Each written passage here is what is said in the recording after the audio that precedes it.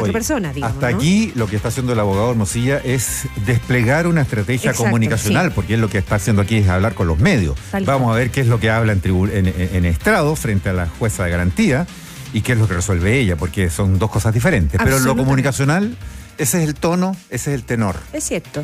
Ya, seguimos hablando de este tema. Tenemos al teléfono a Cristian Vargas, ex subdirector jurídico del Servicio de Impuestos Internos, hoy socio de la consultora BDO. Cristian, bienvenido, buenos días.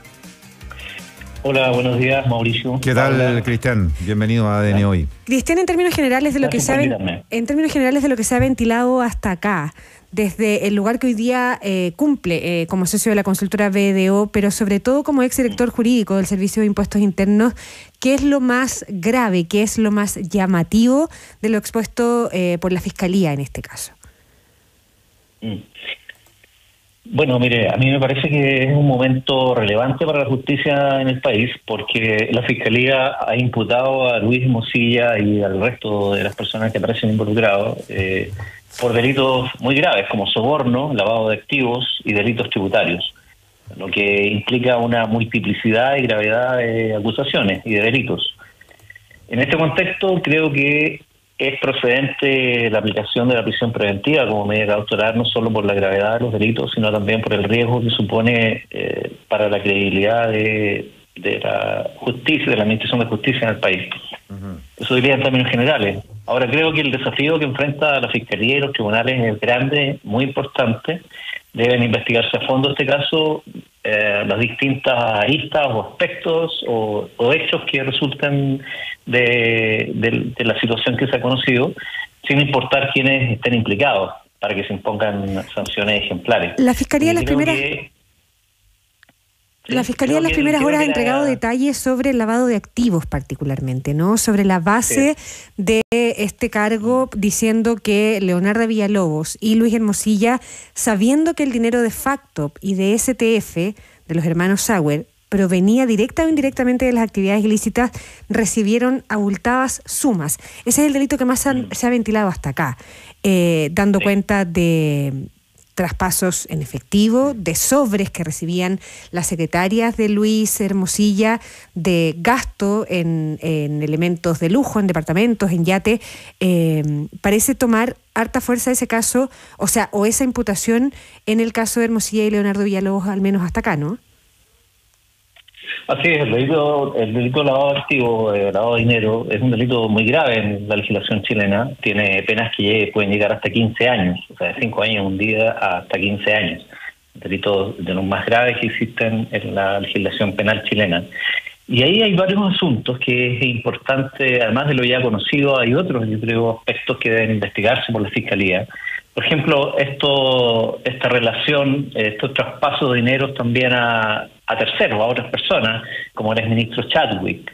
La imputación de la Fiscalía es que los informes de la defensa de Chadwick se pagaron con fondos de Sauer, de Factop, que son a su vez dineros que provienen de un delito de estafa. O sea, al utilizar esos dineros en este fines, se blanquea el origen ilícito de los mismos y eso constituye ese uso de lavado activo. Entonces, ese es un aspecto, por ejemplo, importante que hay que investigar, yo creo, porque la Fiscalía en este periodo que va a tener de investigación formalizada, que se va a iniciar con esta audiencia.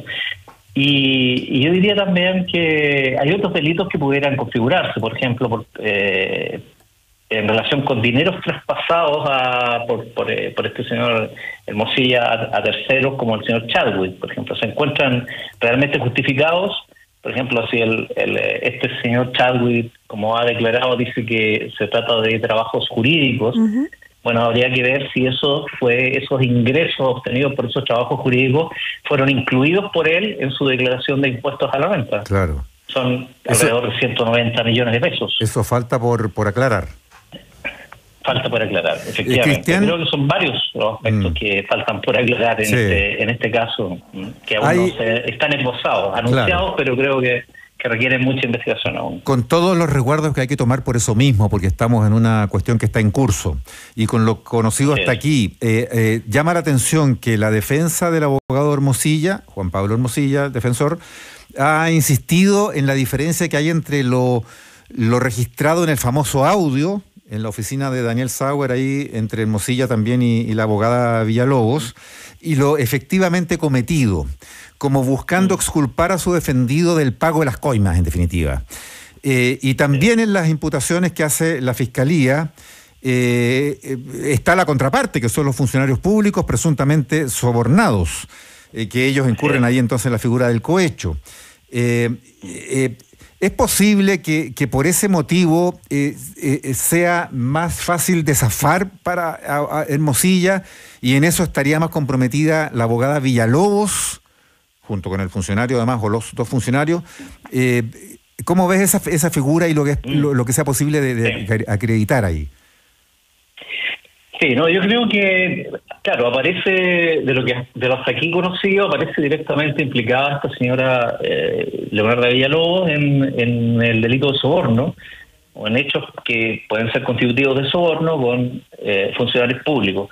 Sin embargo, yo creo que falta todavía por conocerse otros elementos, y hay algunos que llaman la atención y que creo que también deben ser objeto de investigación, respecto a los cuales se habla en el audio.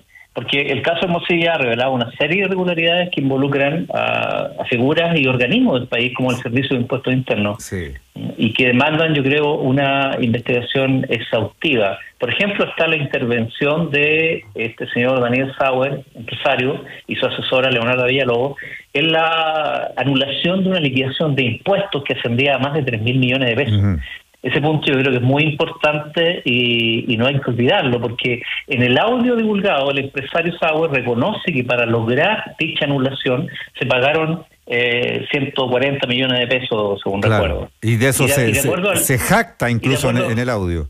Se jacta y según el mismo testimonio de él, 100 millones de esas sumas fueron destinados a funcionarios del Servicio de Impuestos Internos. Ya, y los restantes 40 millones pagados a Villalobos. Y a diferencia, ahí perdón Cristian, y ahí abundo en esto mismo, porque a diferencia de la caja negra que proponía Hermosilla en ese audio, o de la deuda que se tenía con algún y otro funcionario al que se le debían X millones, eso aparece relatado como un hecho ya ocurrido, o es decir, casi eso como una a confesión de parte, digamos. Efectivamente, aparece como un hecho ocurrido, pero además la situación es muy grave, porque no es solamente que hablen, como dice ahí la defensa del señor Hermosilla ahora, que hablen de situaciones que eventuales, pero que no ocurrieron. Aquí se trata de un caso, una situación concreta ocurrida, dado que las resoluciones existen. O sea, es muy preocupante la situación porque el Servicio de Impuestos Internos emitió 2 resoluciones contradictorias en un breve lapso de tiempo. En diciembre de 2017, una funcionaria rechazó un recurso administrativo presentado por Sauer para anular liquidaciones de impuestos que se le habían emitido. Sin embargo, en enero, o sea, un mes después, enero de 2018, la misma funcionaria revirtió esa decisión anulando las liquidaciones, basándose en los mismos antecedentes. Si uno lee esas resoluciones, no aparecen nuevos antecedentes. Entonces, por otra parte, la justificación de la resolución para anular esas liquidaciones es vaga y confusa. Entonces, la confusión en esta resolución y la vaguedad sugiere o ignorancia inexcusable o una intención deliberada de invalidar las liquidaciones mediante argumentos falaces. Ya, y ahí cabe la sospecha del pago de por medio. Yo creo que sí, yo creo que ese escenario plantea serias dudas sobre la regularidad de las acciones de Servicio. ¿Esa contradicción apareció ayer o no? No teníamos noticias. ¿O eso apunta que falta justamente que se...? No, exactamente. Yo creo que ese es un hecho grave e importante en relación con figuras o eventuales delitos que pueden haberse cometido por funcionarios públicos.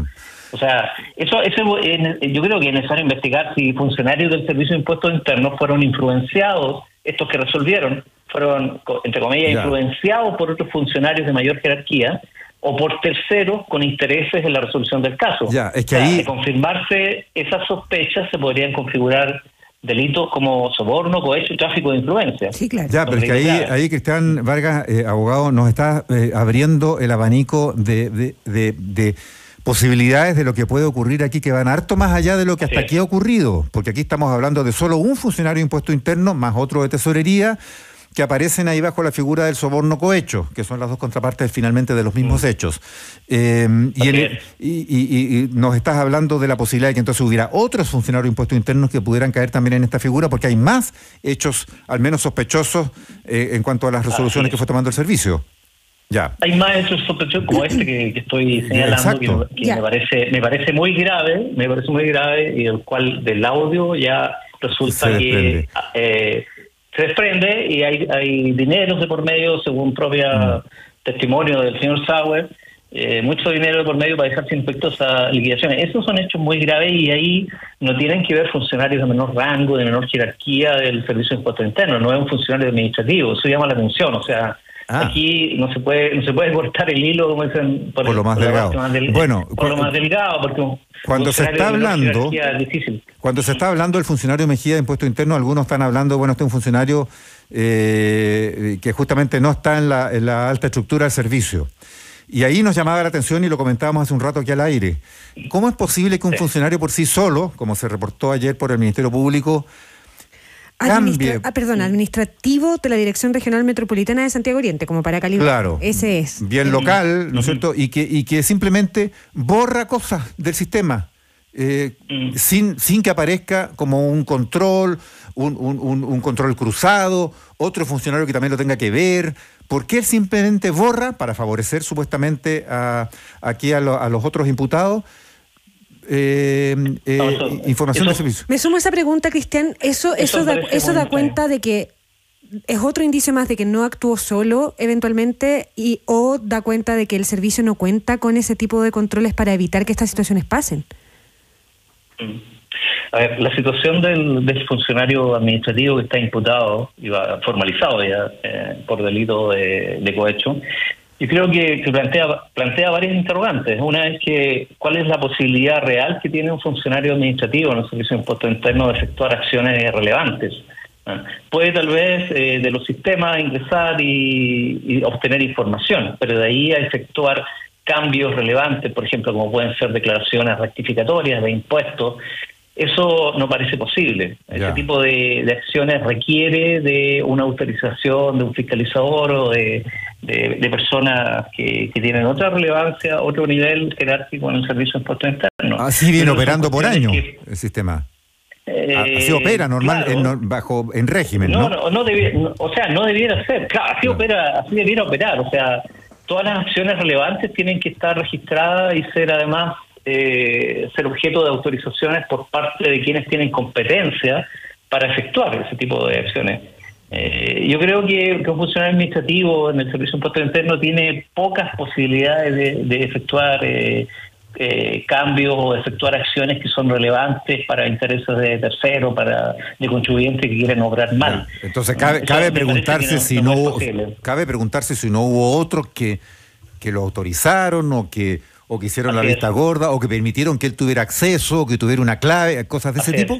Ya. Así es, yo creo que sí, yo creo que esa pregunta, esa interrogante es muy válida y también son aspectos, hechos que la Fiscalía, me parece a mí, tienen que investigar y dilucidar, porque estas son situaciones muy graves que afectan al Servicio de Impuestos Internos y el propio servicio, creo yo, debiera estar efectuando investigaciones administrativas serias, extendidas sobre lo que está ocurriendo en las direcciones regionales y en la dirección nacional, porque como le digo, aquí son hechos que se descubrieron, que salieron a la luz a partir de este audio y por tradición de ellos mismos, de este mismo grupo que operaba, en definitiva se conocen. Sí, claro. Pero ¿qué otras cosas no se conocen de lo que ocurre? Entonces, esto me parece a mí que revela una situación importante, grave, en relación con la eventual corrupción existente en organismos como el Servicio de Impuestos Internos. Cristian Vargas, hemos ido delito por delito. Partimos por el lavado de activos, seguimos por el soborno cohecho y está el último, ¿no?, que es el delito tributario, que es los otros delitos que le imputa la Fiscalía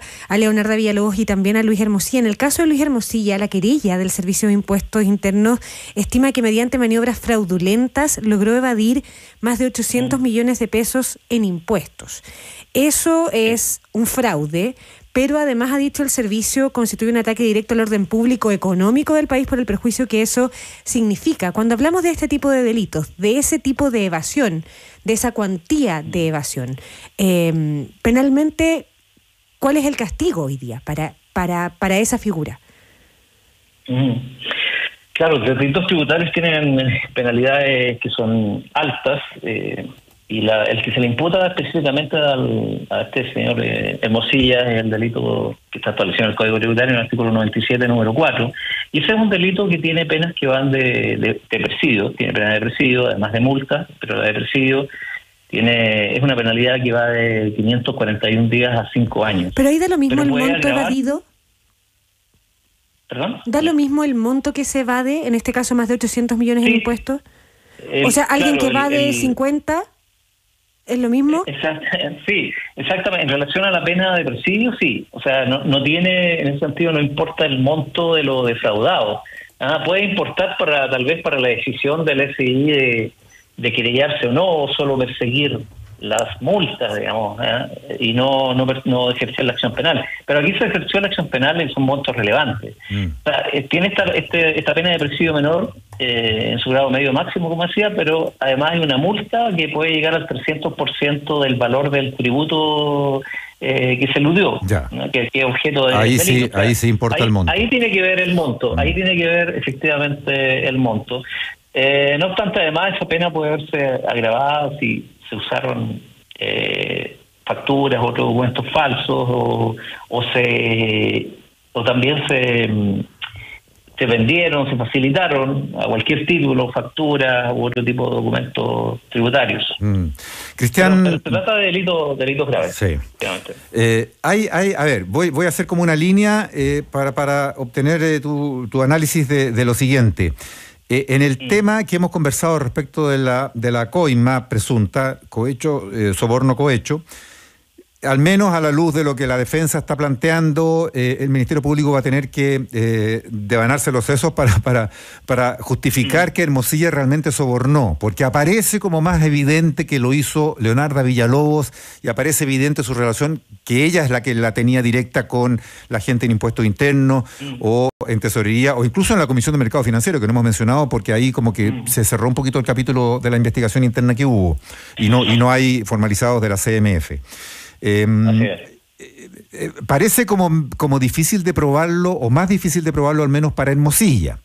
En el tema del lavado de activos, en el tema de lo tributario, sí aparecería como mucho más factible y da fuerza a esa idea, a esa noción que tenemos, la querella del mismo servicio. Sí, claro.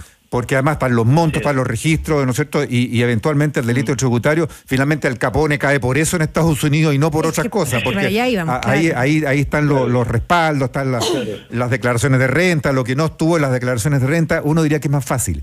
Pero sobre el lavado de activos, donde el monto además es varias veces mayor para Leonarda Villalobos que para Hermosilla, me hago la siguiente pregunta. ¿Va a poder el Ministerio Público, o está pudiendo al menos aquí, o esto va a ser más bien para el juicio futuro eventual, probarlo, va a poder probarlo realmente a la luz, por ejemplo, de lo que pasó con el caso Fuentealba, el ex comandante en jefe del Ejército, en que la Fiscalía fracasó estrepitosamente en probar en juicio, ya no en una formalización, la responsabilidad del general Fuentealba en lavado de activos, porque justamente el tribunal oral ahí le cuestionó a la Fiscalía que no probó, no estableció la cadena de cosas y que incluso fue bien como, no sé si usó la palabra como negligente o fue poco diligente la investigación del Ministerio Público para probar eso, porque en el lavado de activos uno tiene que probar cada paso que se dio hasta establecer que ese dinero fue lavado realmente. Y no por nociones generales, sino porque tal depósito, tal cheque obedeció a tal origen, en fin. ¿Qué análisis hace de la distinta dificultad que hay para probar cada uno de estos tres grandes figuras delictivas? Delitos. Sí, a ver, lo primero respecto a delitos tributarios, la querella del Servicio de Impuestos Internos se refiere a sus declaraciones de impuestos de Hermosilla directamente. O sea, él en definitiva no incluyó en su declaración de impuestos de varios años sumas relevantes y que dan como resultado el perjuicio fiscal que usted señalaba, de más de 800 millones de pesos, históricos al menos, más reajustes, intereses, multas, etcétera.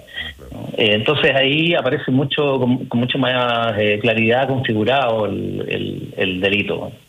Ahora, en cuanto al delito de soborno, es efectivo que aparece implicada directamente, por lo menos hasta lo que aquí se conoce, la señora Villalobos y no el señor Hermosilla. Sin embargo, hay que tener presente ahí que este delito de soborno se configura no solo al que da, ofrezca, sino también al que consienta en dar. Consienta en dar a un empleado público un beneficio económico o de otra naturaleza, para acciones, por supuesto, impropias. Y eso, yo creo, en este consentimiento podría estar implicado este señor Hermosilla. Yeah. Ahora, esta cuestión, desde luego que, como usted dice, es materia de prueba. La Fiscalía, uno espera que los fiscales tengan la diligencia necesaria, la competencia para efectivamente acreditar estos delitos. Yo creo que hay bastantes elementos, por lo menos lo que se conoce públicamente, que apuntan en esa dirección. Pero creo que el trabajo de la Fiscalía ahí es precisamente el trabajo que tiene que hacer la Fiscalía, o sea, de reunir las pruebas para acreditar, ¿cierto?, para fundamentar su acusación, la eventual acusación que va a hacer después, y esto llegue a juicio y el tribunal pueda formarse la convicción de que efectivamente se han cometido estos delitos. En cuanto al lavado de activos, claro, es una figura que no es fácil tampoco de acreditar. Lamentable, sí, por cómo está descrito, pero porque la figura del lavado de activos es, en el fondo, cualquier forma de ocultamiento, de disimulación del origen ilícito de determinados bienes, de dineros, y con el conocimiento, sabiendas que estos provienen de hechos constitutivos de ciertos delitos que están establecidos en la ley, pero entre otros están los delitos de estafa, los delitos tributarios, el narcotráfico, delitos financieros también relacionados con el mercado de valores, todos los cuales aquí están siendo también investigados en este y otros juicios. Por ejemplo, el juicio del señor Sauer se refiere precisamente a delitos de estafa, entre otros, además de delitos tributarios. Entonces son dineros que provienen de estos hechos ilícitos que realizaba Sauer junto con su empresa. Que son los delitos base que permiten después el lavado de activos. Lo que pasa es que en el caso de Fuente Alba también pasó así. Estaban establecidos, incluso juzgados los delitos base, pero no pudo establecer el Ministerio Público que realmente con esa plata se lavó. Y ahí yo creo que es una responsabilidad del fiscal que estuvo a cargo del juicio. Yo creo que ahí, lamentablemente, estas cuestiones tienen que ver mucho con la capacidad, la diligencia y la voluntad real de investigar y de no dejarse someter por presiones también externas o por la limitación que de esas influencias o presiones pueda resultar, limitaciones a la investigación, etcétera. Yo creo que esas son cuestiones reales también, que se han visto en otros casos anteriores en relación con el actuar de la Fiscalía, digamos. O sea, recordemos nomás lo que ocurrió en los casos de ENTA, de SQM, en que fiscales también los fiscales que tenían voluntad de investigar fueron apartados de la investigación en aquella época, ¿cierto? Sí, tal cual. Y en definitiva, los fiscales que tuvieron a su cargo el asunto terminaron limitando las investigaciones en vez de profundizarlas y de acordar salidas alternativas con los imputados, con los formalizados, con los acusados, que realmente no fueron una verdadera vergüenza para el funcionamiento de la Fiscalía y de la Justicia. Cristian Vargas, con la clase política mirando para otro lado. Cristian Vargas, ex subdirector jurídico del Servicio de Impuestos Internos, socio de la consultora BDO. Gracias por esta conversación con ADN hoy. Gracias a ustedes por invitarme. Muchas gracias, Cristian.